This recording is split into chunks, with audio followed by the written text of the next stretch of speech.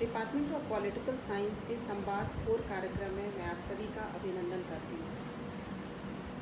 आज हमने जिस टॉपिक को सिलेक्ट किया है वो बिल्कुल out of syllabus, out of track है। आज हमने इस टॉपिक सिलेक्शन आज हमारा है relevance of Ramayana in the contemporary era. आज तुलसी जयंती है। मेरे मन में भी यह विचार आया क्यों ना हम आज रेलेवेंस ऑफ रामायण के बारे में थोड़ी चर्चा करें। तुलसी का जीवन चरित्र हम सब के लिए प्रेरणा का स्रोत है। किस तरह से तुलसी ने रामायण को जन जन तक पहुंचाया इतने सरल भाषा में। रामायण का क्या रेलेवेंस है यह आज बहुत ज़रूरी है हम सबको जानना, क्योंकि जिस सिलेबस को हम पढ़ते हैं वो थ्योरेटिकल ज़्यादा है, प्रैक्टिकल नहीं है। Ramayana is just a life management. ये लाइफ का एक मैनेजमेंट है। इसमें हर मैनेजरियल स्किल की चर्चा है। हम जितना आज जिस न्यू लिबरलिज्म के दौर से हम गुजर रहे हैं, ग्लोबलाइजेशन के दौर में गुजर रहे हैं, और हम किस तरह की सोशल इल्स हमारे जीवन में, हमारे समाज में जड़ पकड़ रही है, उसको कैसे दूर किया जाए, इन सारी बातों की चर्चा रामायण में है।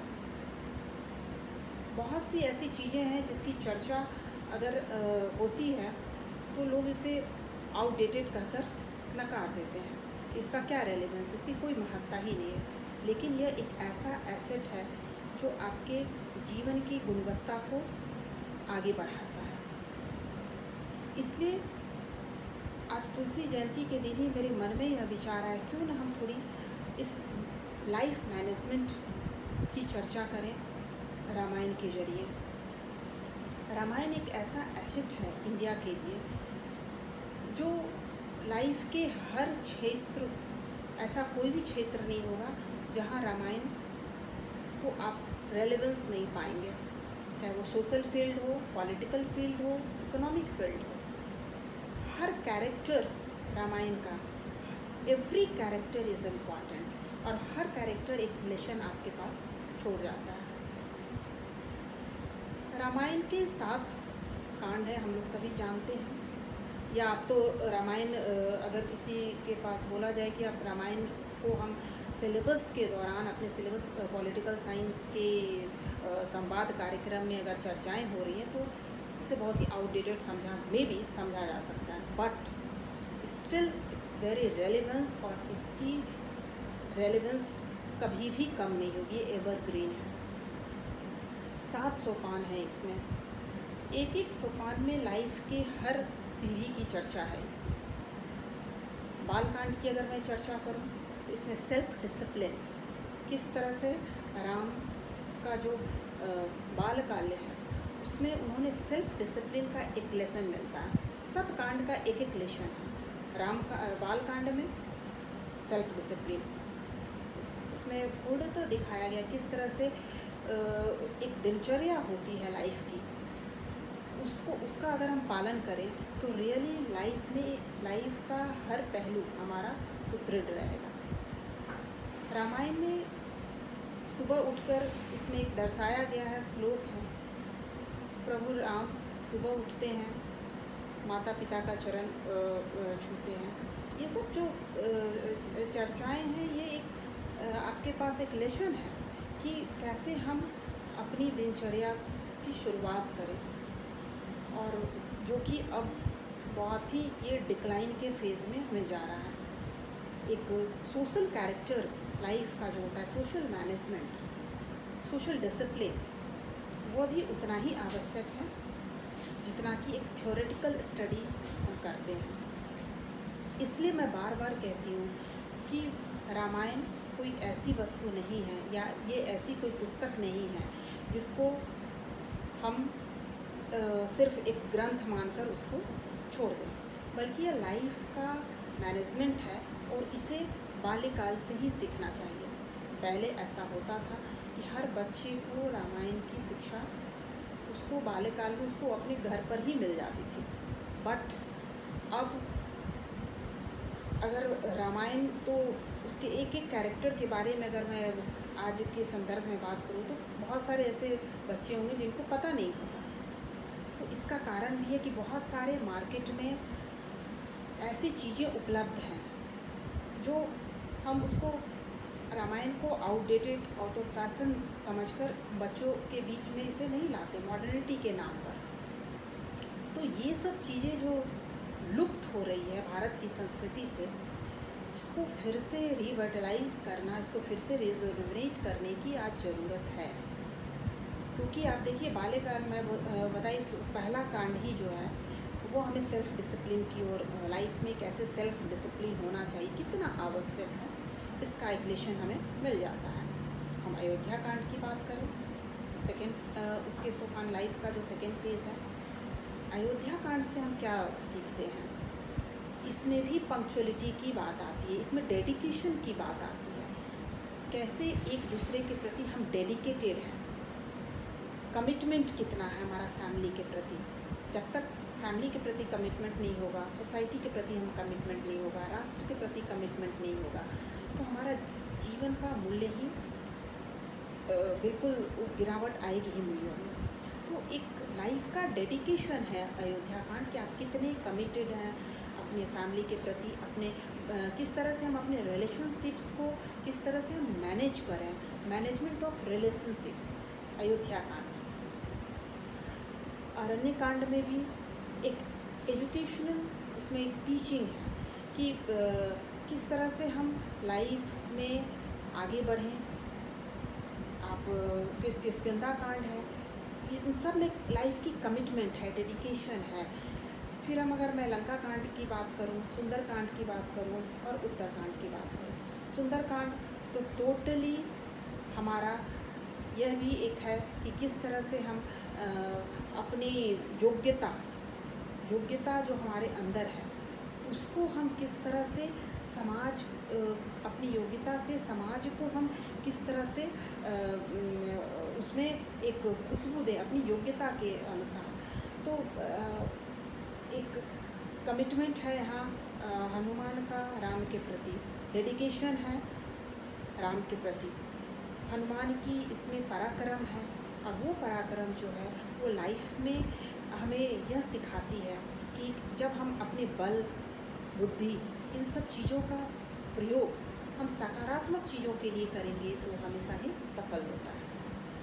उत्तरकांड में लंका कांड है, लंका कांड में हम कैसे अपने राष्ट्र की सुरक्षा के लिए, किस तरह से हम अपने राष्ट्र के लिए डेडिकेटेड रहें और जो बुराई है उसको हटाने का प्रयत्न करें समाज से। लंका कांड एक इसका लेसन देता है। उत्तरकांड में राम राज्य की चर्चा की गई है, किस तरह से सोशल जस्टिस की चर्चा की गई है, पर्यावरण की चर्चा की गई है। हर एक पहलू है लाइफ का जो इसमें जो इससे अछूता नहीं है। तो जीवन का हर एक पहलू किस तरह से सोशल जस्टिस हो, पॉलिटिकल जस्टिस हो, इकोनॉमिक जस्टिस हो, इन सब चीज़ों की चर्चा रामायण में आपको मिल जाएगी। कहाँ हम ट्रेनिंग करने के लिए मोटिवेशनल क्लास करते हैं, ये मोटिवेशनल क्लास है, Ramcharitmanas is just a motivational class for everybody.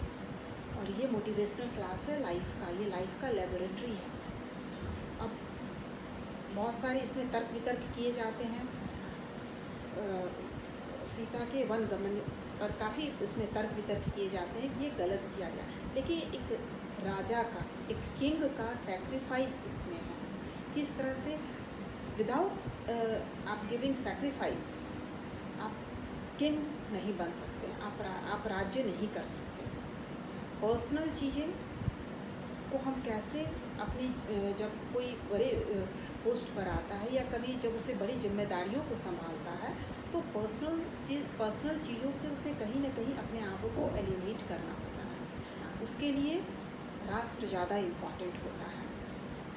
ना चाहते हुए भी अपनी ड्यूटीज़ को, पर्सनल रिलेशन को दरकिनार करके किस तरह से राजा राम ने अपनी ड्यूटीज़ को राष्ट्र के लिए, प्रजा के लिए कितना बड़ा सैक्रिफाइस किया। तो ये just a lesson for us कि कैसे हम अपने जीवन को इस तरह से ऐसे ढांचे में डालें कि लाइफ की गुणवत्ता, जो मैं बोली क्वालिटेटिव लाइफ और एक मैनेजमेंट, दोनों का इसमें समागम, तभी लाइफ का जो मैनेजमेंट है वो अच्छी तरह से हम उसको आगे ले जा पाएंगे। तो इसलिए रामायण एक, इसको हम सिर्फ धर्म ग्रंथ के नाम पर इसको हम अपने पाठ्यक्रम से अलग नहीं करेंगे।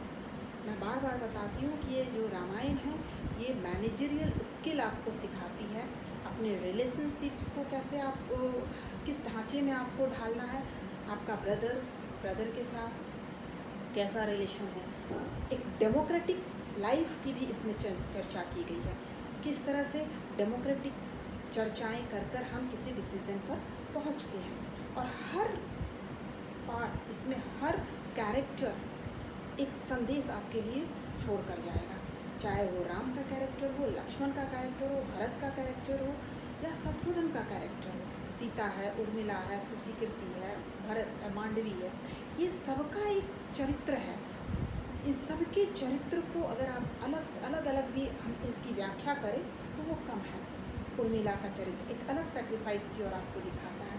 तो tolerance, sacrifice, commitment, communitarian aspect of life, ये सब जो हमारी आज ग्लोबलाइजेशन और न्यू लिबरल एरा में, और ये जिस तरह से बिल्कुल हमारे समाज से वो चीज़ें हट रही हैं, वो फिर से हम उसको पुनर्जीवित करें। और मुझे ऐसा लगता है कि अब आने वाले समय में इन चीज़ों की अति आवश्यक होने वाली है, बहुत ही इसकी आवश्यकता हो रही है। जितनी जल्दी समाज, जितना ज़्यादा समाज में आज व्यक्तिवाद और नव उदारवाद के कारण व्यक्तिवाद इतना प्रबल होते जा रहा है, डिप्रेशन और कई सोशल एविल्स हमारे सामने जो समाज में दिख रही है, सुसाइड केसेस इतने क्यों बढ़ रहे हैं समाज में, और वो भी ऐसे जगह जहाँ पर सारी सुविधाएं आपके पास हैं।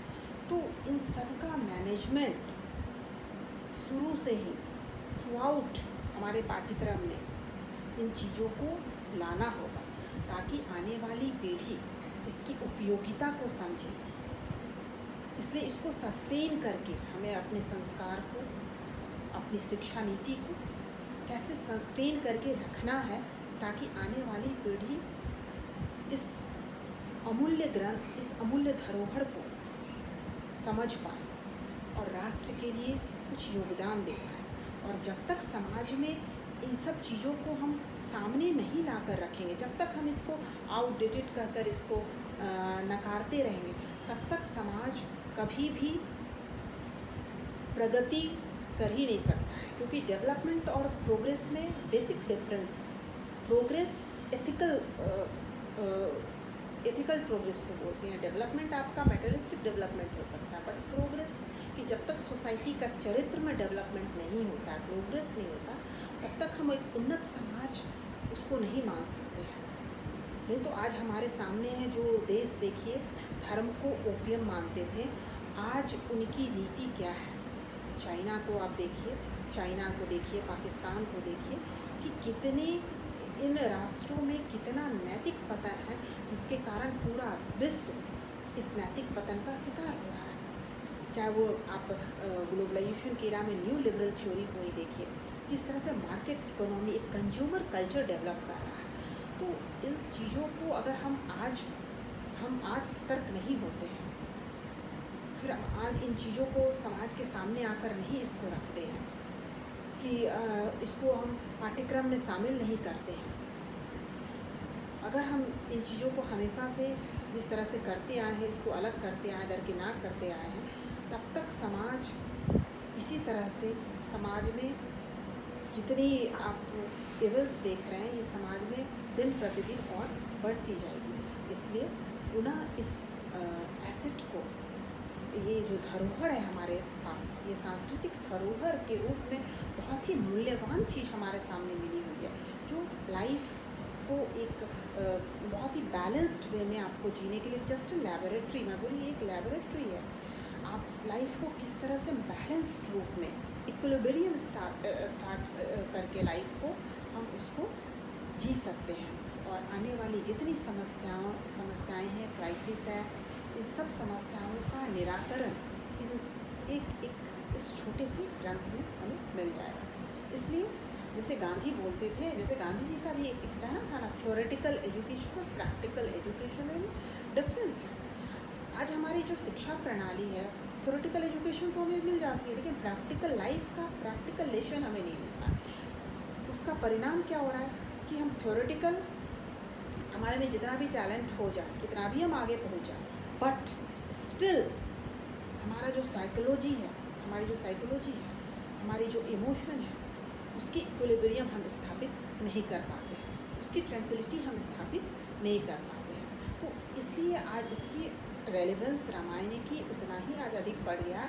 जैसे जैसे समाज एक कंज्यूमर कल्चर की ओर आगे बढ़ रहा है, तो हमें इसको दूर करके एक स्पिरिचुअल कल्चर क्यों नहीं हम समाज के सामने अपने पाठ्यक्रम में लाएं, ताकि एक व्यवहारिक ज्ञान भी मिले जीवन के शुरुआती दौर में ही, ताकि आने वाले समय में हम कड़ी से कड़ी चुनौतियों को भी हम एक सहज तरीके से उसको झेल पाएँ, आने वाली चुनौतियों को भी।